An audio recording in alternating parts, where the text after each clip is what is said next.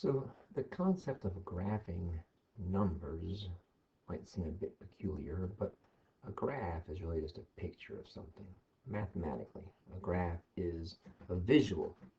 So if you want to visualize numbers, like quantity-wise, um, well, in terms of their, like, where they are, the thing that we have that where numbers are positioned is a number line.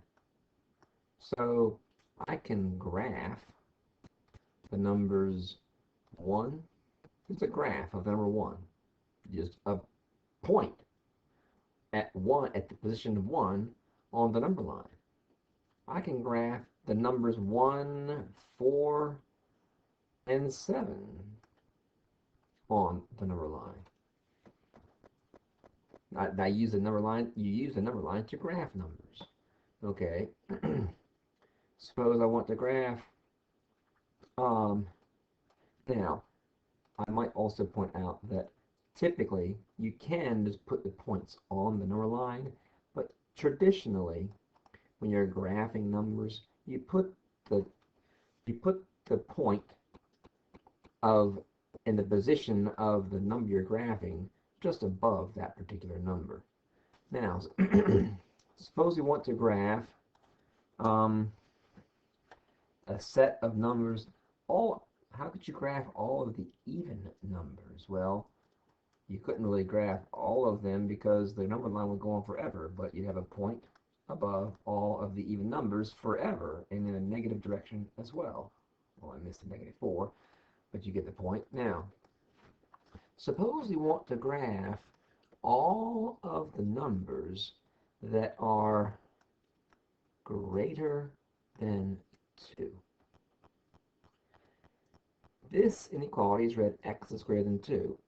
So now we're really talking more about graphing solutions to an inequality. For example, it just occurred to me perhaps I should have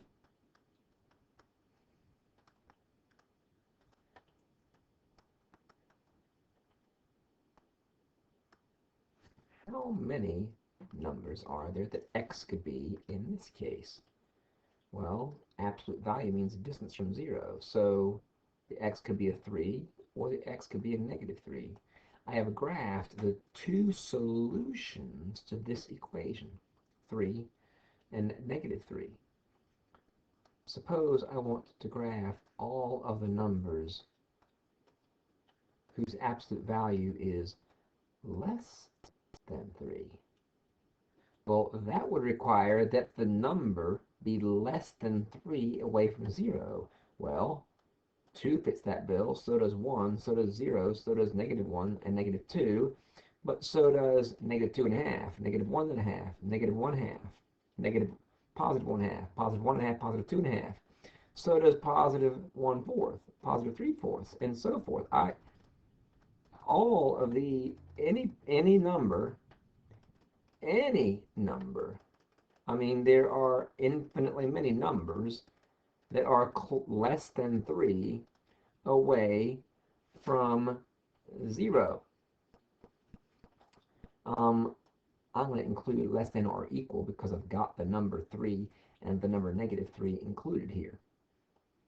But what you end up doing is you just draw a solid segment between the boundaries of that inequality. This x could be 3, or it could be -3, or it could be anything in between. Now, suppose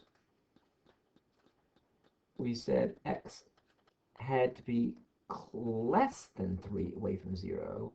What we would do then is to indicate that we're not including the points 3 and -3 is we would not color in the boundary. We're saying the boundaries are 3 and -3, but those boundaries are not included. Any number between 3 and -3 would satisfy this inequality. So now, suppose we want to graph x is greater than 2. all numbers that are greater than 2. Well, 3, 4, 5, any number as long as it's greater than 2, but that could go on forever to infinity. Now, 2.5 is greater than 2. You don't have to start, you don't start at 3. It's 2 is the boundary, and we don't include 2. That's why we have an open point there. So the fact that that point, we're saying that that point isn't really there by making it, by not shading it in. So it's an open endpoint there, not including the 2. But any number beyond 2 is part of the graph of x is greater than 2 because it's all numbers greater than 2. If we want to graph x is less than or equal to 3, then 3 would be colored in then, because x could equal 3. This number could be 3, and it could be anything less than 3.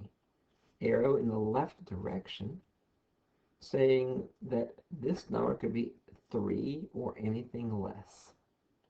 That's how you graph numbers, how you graph inequalities, thinking about numbers on the number line.